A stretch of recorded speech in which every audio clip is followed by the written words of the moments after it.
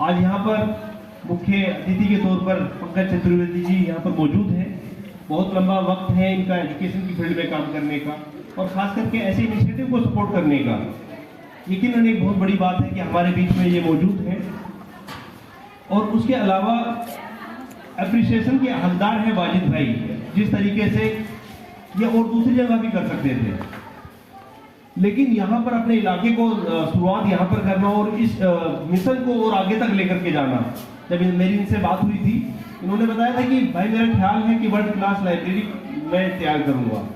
यहाँ से मैं एक ऐसा मैसेज दूंगा कि लोग बात तारीफ करेंगे और दूसरी जगह पर स्टार्ट करने के लिए बात रखेंगे। ये आपके लिए बहुत अच्छी बात है और बड़ी खुशी की बात है कि एक ऐसी लाइब्रेरी की यहाँ पर शुरुआत हुई है मुस्तफाबाद में। बात मेरी ये भी हुई थी कि लड़कों के लिए एक अलग इन्होंने कोशिश की है और लड़कियों के लिए अलग।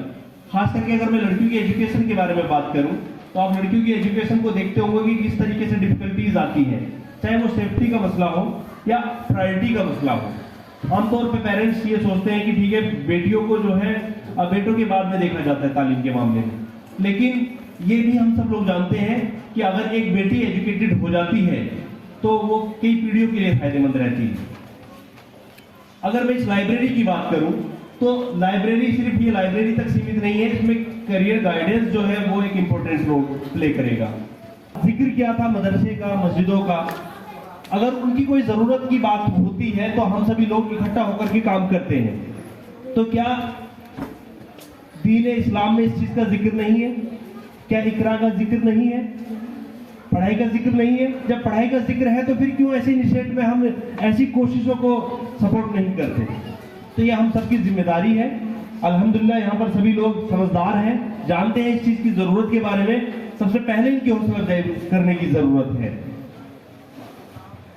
मैं अक्सर कहता हूं कि हौसला काफी नहीं मंजिलें चढ़ने के लिए, दुआएं दे दो मुझे रस्तों से गुजरने के लिए। मसला खुद का होता कब का बदल चुका होता, मैं परेशान हूं लेकिन नस्लों को बदलने के लिए। तो ये फिक्र जो है वो नस्लों को बदलने की है। बात अगर मैं मुस्तफाबाद की करूं तो यहाँ पर क्या हालात हैं। कल चुनाव हो गए, फिर कोई नेता नजर नहीं आएगा। वापस जिम्मेदारी उन लोगों के ऊपर आ जाएगी और वो लोग खुद आगे बढ़ करके उस जिम्मेदारी को लेंगे जो समझते हैं कि उनके क्षेत्र का विकास होना चाहिए, बेहतरी होनी चाहिए। अभी एक बात कही थी कि लोग कहते हैं कि लड़कियों को इसलिए नहीं पढ़ाते क्योंकि माहौल खराब है, जबकि माहौल ही इसलिए खराब है क्योंकि लड़कियों को नहीं पढ़ाते। क्योंकि लड़कियों को पढ़ाएंगे तो वो अपने राइट्स को जानेंगी, वो एकदम